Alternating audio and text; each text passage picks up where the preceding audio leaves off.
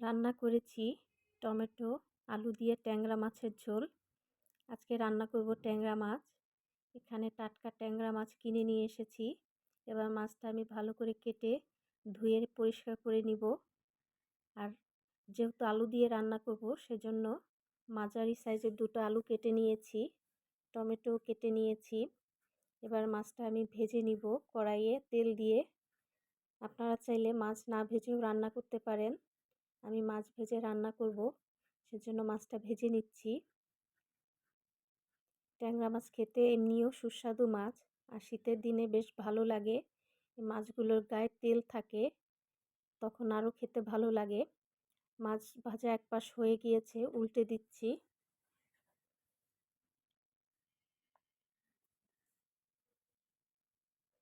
এবারে নামিয়ে নিচ্ছি।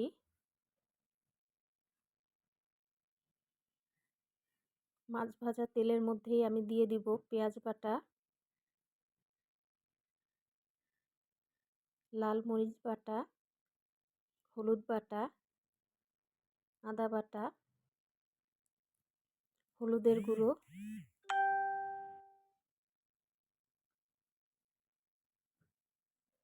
বা মশলাটা আমি ভালো করে কষিয়ে নিব।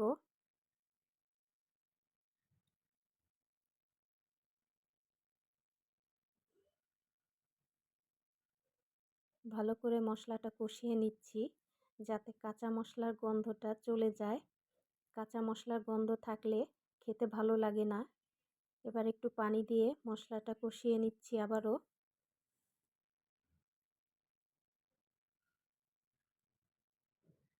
আর মশলাটা কম আঁচে কষিয়ে নিতে হবে, বেশি জোরে জাল দিলে পুড়ে যাবে, তখন কালারটা নষ্ট হয়ে যাবে রান্নার। আবার একটু পানি দিয়ে মশলাটা কষিয়ে নিলাম। মশলা ভালো মতো কষানো হয়ে গিয়েছে।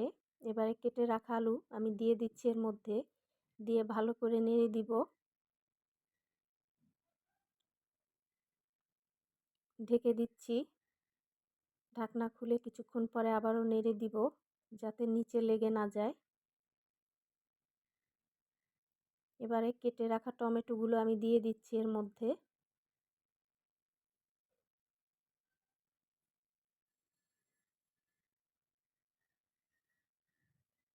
দিয়ে দিচ্ছি স্বাদ মতো লবণ।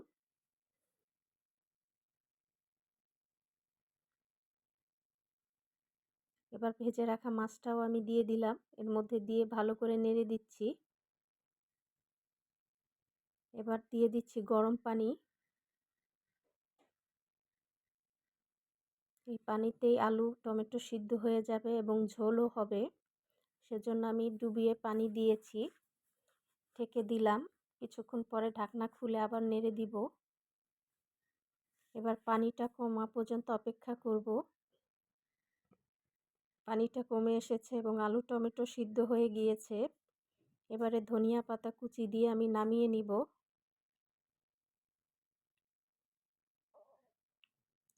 রান্না হয়ে গিয়েছে, নামিয়ে নিলাম। তো রান্না হয়ে গেল টমেটো আলু দিয়ে ট্যাংরা মাছের ঝোল। এই রেসিপিটি তো আমার বেশ ভালো লাগে। আপনাদের কেমন লেগেছে অবশ্যই কমেন্টস করে জানাবেন। ধন্যবাদ সবাইকে।